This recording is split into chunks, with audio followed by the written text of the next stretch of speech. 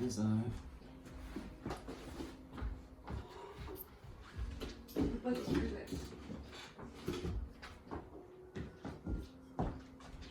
Oh wow, this is really cool. We're recording. Oh, shoot. I didn't know that. All right, so just a tip, like when the mic, just don't hit the mic because like it'll be like a pop noise. If you need to like move and like adjust, if you want to lay back, just move it from here. I mean, feel comfortable, blah blah blah. Just get comfortable, relax. How close should it be to me? I mean, I don't know. I mean, when I talk in the mic, I usually just like lean into it. But you can talk however the fuck you want. You know? Alright, cool. Alright. Cheers. Cheers. I gotta do this little clap thing.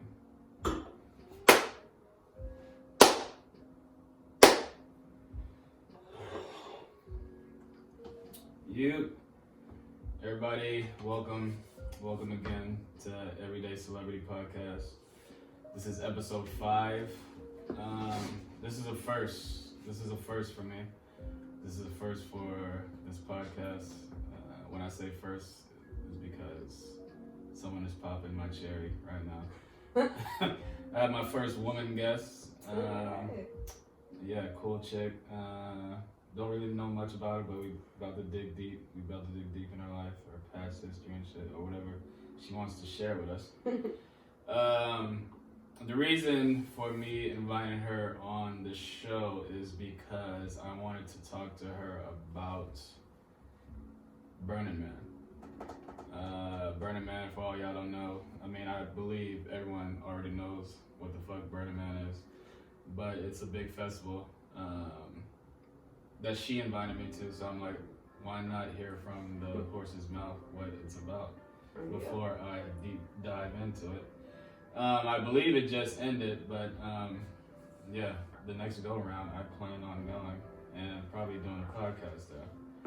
So let me introduce this lovely woman. Her name is Jenni. Is that what you want me to call her? Yeah, Jenni? that Okay. works. All right, Jenni,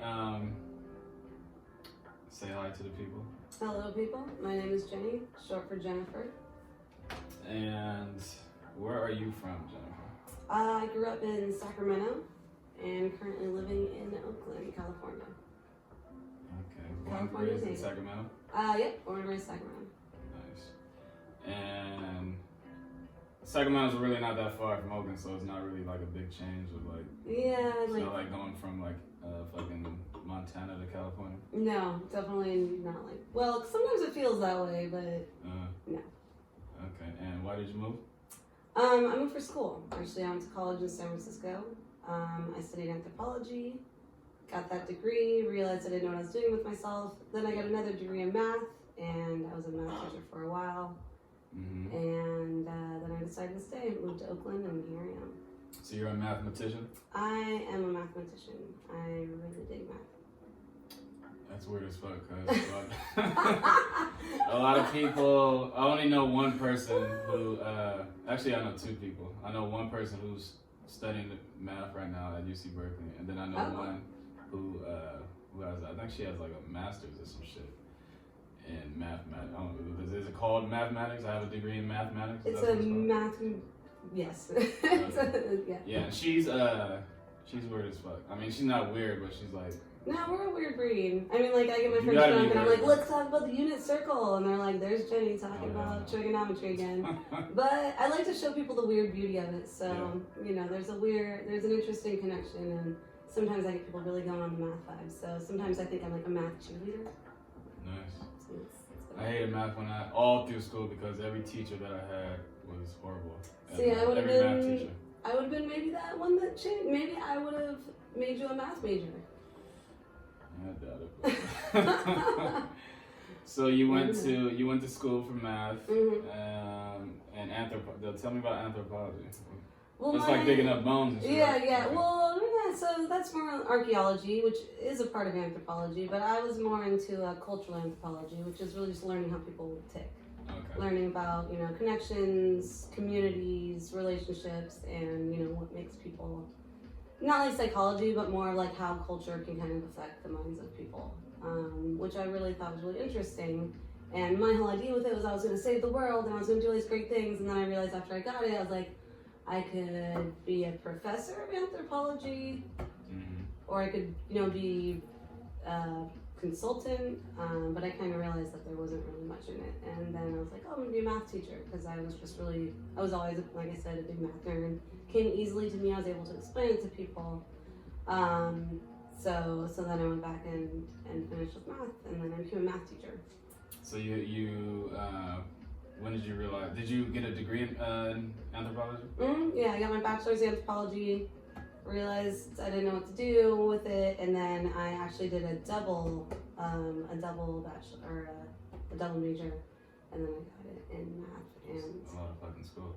Yeah, I have an insane amount. I have a lot of degrees. I also have a teaching credential. I have a master's in education. I'm really into the whole education. I mean, I have a master's in education. It's kind of what I do. So in total, how long were you in school? I mean, are we talking about from when I was in first grade, or you just in college? From kindergarten all the way till you were finished with school. I mean, I like to say I'm still in it because I'm still learning every day and I'm still teaching. Yeah. But like actually in, I would say college, probably, including the master's, probably 8 years. And that was, from double bachelor's to the teaching credential, which is actually a whole degree in itself, getting a teaching credential. People are like, oh, teachers, they don't need to know anything. It's like, no. It's like a whole graduate program to become a teacher. So but you don't need a teaching credential for like charter schools and shit, private schools, right? I don't actually know. That's an interesting question. I think you might be right that it's a different or you don't need to be maybe certified, but I would question if they would maybe hire someone that didn't have it. But I'm not too sure on that one. So you went to, after 12 years of school, you went for another 8 years after you graduated high school? Yeah, I was in school for a while. How was college life for you? College life was great. That's actually when I found Burning Man. I partied a lot in college, but I also got straight A's and stellar. I did a good job. Nice. But I think for me, college was I was very into like revolutionary, kind of making a difference in the world. So I was a part of different social justice clubs. I was actually dubbed an eco-terrorist when I was in community college, and actually the FBI come to my house and interrogate me. Yeah, at first I thought they were Mormons. Why did they interrogate you? A couple of my friends apparently, and let it be known, for the record, I was never a part of this whole plan to blow up a bridge. But some people that I knew... Don't get me in trouble with the fucking FBI. Some people that I knew decided that was maybe a good idea, and they went to prison for it, and I was not a part of that, but they did come knocking on my door. And you knew them. And they had pictures of me. There was we had undercover FBI agents, like, hanging out with my group of friends. Wait a minute, time out. So you better be careful. This is an exclusive story right here. So motherfuckers who tried to blow up a bridge, but they got caught. It gets even crazier if you want to hear the whole story. Yes, obviously, yes. So I was hanging out with this group of friends, and they were very into environmental Earth Liberation Front, ELF. It's the eco-terrorist group, which they do things like bridges. Yeah. But I was not a part of that. But I was a part of this friend group, and there was a female that started hanging out with us. She was about 18 years old, and she was hanging out with a friend of mine who was like 23. They traveled the country together. And turns out she was actually an undercover FBI agent.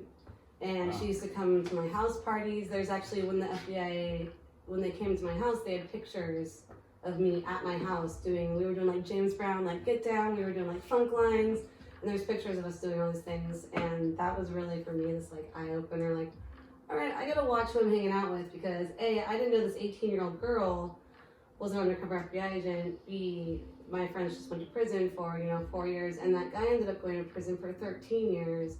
He got out, I want to say 4 years ago, because it was entrapment, because she actually was the 18-year-old girl was actually the one whose idea it was to blow up this bridge. And so he ended up getting out for entrapment, and I believe she ended up, even years later, she ended up getting in quite a bit of trouble for that one. Who is this undercover cop? Do you know her name? I don't know her name, but I'll send it to you. I don't know. And I mean, I wouldn't. What was her name in fucking college?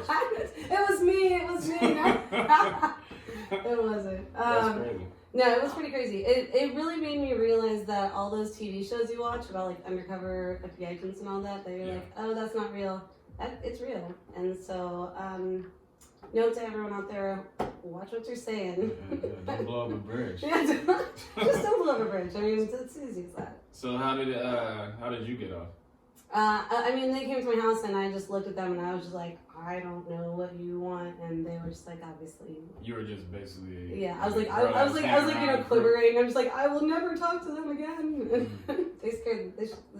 Can I curse on here? Yes. They scared the shit out of me. So. Okay. No, well, now you open it up, I'm gonna be cursing the whole time. Did you not hear me cuss all this time? Oh, I don't know. See, but like cursing for me, it just like it goes in when you're not there. Okay. That's it. So, well, now that I know, the floodgates are open. I blew up that dam. This is free speech on Everyday Celebrity. Perfect.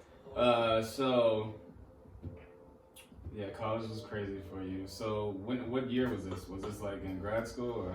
No, that was actually when I was in community college, which is how I started out my whole college profession. And also note to everyone, you should always do community college first. It's a cheaper way to get your Gen Ed. Yeah. That's, you know. Mm-hmm. So that was, I don't know, maybe 15 years ago. I can't even, I was about to say I can't do math, but that's kind of embarrassing considering I have a math degree. But we have calculators too, that kind of thing. What college did you say you went to? I went to San Francisco State. San Francisco State. For my graduate, yeah. Nice. Yeah. Or for my undergrad. I used to work at San Francisco State. I think we talked about this. Probably, yeah. I was in there, I used to fix up all the apartments that the students, when they leave, and then I would come in and like do all the repairs and shit. And those little, the little apartments next that are what they used to be like military. Yeah. Military. That whole campus used to be military. Those were terrible apartments. They were always like moldy. Those fucking apartments are horrible because they have all this old ass. They're like old as fuck. No, it's bad. Yeah. And then they're like starting to tear them down and like rebuild. Are they still even there? Yeah, they're still there. Oh, they're I don't work there anymore, but they when I left, they were like in the process of like tearing them all down so they can build like high rises. Oh yeah, they have yeah. Yeah, and they basically want, because you know how there's like actual people living in there, but San Francisco State owns all of those, but they can't kick all these people out that's been. Well, because it's people that aren't. Yeah. So they want to hurry up and get these people out and just have all of that housing just for students. So what do? Just make it really miserable for them? Like out there, I mean, like imagine in the morning. Imagine you're like a fucking like 70 or 80-year-old woman, and you're in a building with nothing but like 18-year-olds like partying and shit. Yeah, so and they're so annoying. I was one of them. I understand. Yeah. So San Francisco State was horrible. It was an alright experience. Mm-hmm. But yeah, I learned a lot there. Was that your first choice school to go to? You didn't get in like Stanford and shit? You know, it's interesting. I actually don't even remember. I think that I applied to a couple of different schools, and I'm actually pretty like I had really good grades. I'm sure I could have gotten into a free school. I never really applied myself. I was one of those people that was like really smart but didn't apply herself. So I was like, so whatever's easiest, I'm just going to do that, even though I had the the grades and the willpower. Or I don't know. See, I guess what I didn't have was the willpower, but I wouldn't trade my experience for the world because I met some really awesome people and it made me who I am now. So. Are you still friends with all your college? No, not really. I have a couple people from college that I still like loosely keep in contact with, but actually I don't keep in contact with that many people from college. Why is that? I don't actually know. I think maybe it's because San Francisco State is a very like commuter college, so it's not very like it's not very community feeling. You know what I'm saying? Like it's not all about like the people that live here, and it's more about like you come here and you get your stuff done, you get out. Yeah. Or you stay in San Francisco but you just do other things. Mm-hmm. And I stayed in San Francisco for a good I don't know how long after, but yeah, I didn't keep in touch that well with people from college. Did you change from high school to college? I definitely changed from high school to college. I was a much meekier, nervous person. I still get nerves. Yeah. Still have anxiety. The wine helps. But yeah, I used to be a lot different. I actually had a bit of surgeries when I was younger. I don't know if you can tell. I had a reconstructive facial surgery. How the fuck would I be able to tell that? I mean, I see it, but yeah, like this is all titanium. Reconstructive surgery in your chin?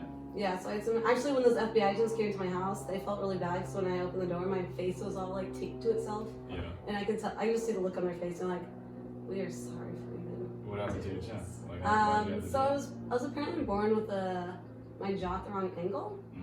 And they didn't really realize it until I was 19. I went in for braces, so the orthodontist was like, you gotta come in, there's something going on here. And I was like, all right, let's check it out. And he's like, I've never seen this before, but your jaw is basically, you were born with it at the wrong angle, and so we need to, break your whole face and redo it. And I was like, fuck you, you're not doing that. And lo and behold, 6 months later, I couldn't fit my tongue in my mouth, I couldn't talk, I couldn't eat. Don't tell me you're walking around, like the dogs walk around their tongue. I mean, kind of. You're walking around like your shit was paralyzed or something? It was bad. It didn't fit because it went back really far. Wow. So, I was like, break me up. And I was kissing with a jaw like that. It's still kind of weird because this is all numb. My whole face is numb. It's always been numb. Now? It never actually, because they cut through my nerves. So I've gotten used to it, but yeah, my face has always been a. Did it affect your taste? No, it didn't affect inside my mouth. It more just affected the outside. Looks nice. Oh, thanks. They did a good job. Yeah, I should. Shout out to me. Shout out to where did you go to get it? I don't actually remember. It was a long time ago, but they did a good job, and it was a year of trauma though. I had my mouth pried shut for about a year. Kanye West. Totally. Yeah, I'm like, I can relate. So when you went from high school to college, you said you grew into your womanhood? Yeah. Well, it was actually a lot of those experiences that helped me grow into my womanhood, because a lot of doubting myself, but then actually I went into, I don't want to just focus on all these surgeries, but my stomach actually ruptured from my when I faced surgery. My mouth is wired shut, and they give you a bunch of ibuprofen. Long story short, my stomach ruptured, and from so the ibuprofen. And so I went to the hospital, and they told me I was gonna die, and my parents had to say goodbye to me, and at that moment I remember going in and getting put under and thinking like I'm not gonna live. And then when I woke up and I was alive again, it felt like I was being reborn, because it was this, I'm alive and I can do I can live and I can do anything. And so it really, really, it changed who I was, which was a really interesting change. A really interesting change for me. Like before I would have just been a very, I'll do whatever, and just like a meeky kind of nervous person. And now I'm a boss bitch, so. Did you become like religious or spiritual like that? No. I mean, I'm a more of a I've never been a very religious, spiritual person. Yeah, I mean, me neither. So you don't think. Yeah, shame. I'm like, I'm gonna tread lightly here. I'll be blunt. I don't give a fuck about religion. All right, good. Not neither that. I think religion is mostly a parasitic thing that has ruined a lot of communities and cultures. But I came out of it just realizing the power within myself is really what it was. And so, I was like, I'm gonna conquer the world. I went and I studied art history in Paris after that. I love Paris. Yeah, it was beautiful. I didn't have any money, and I was like, let's do it. My parents helped me, even though they didn't really have the money to do it either. And I realized I want to live in the city, and that's how I ended up in San Francisco. So I actually was applying to different schools, but I did the study abroad program, and I realized that I want to be in a city. And of the schools. How come you didn't stay in Paris to study? The program I was doing was an international program. I tried to learn French there. It didn't work out very well. Most of the time, I'm like, oh. Actually, everyone says the French are really rude, but if they're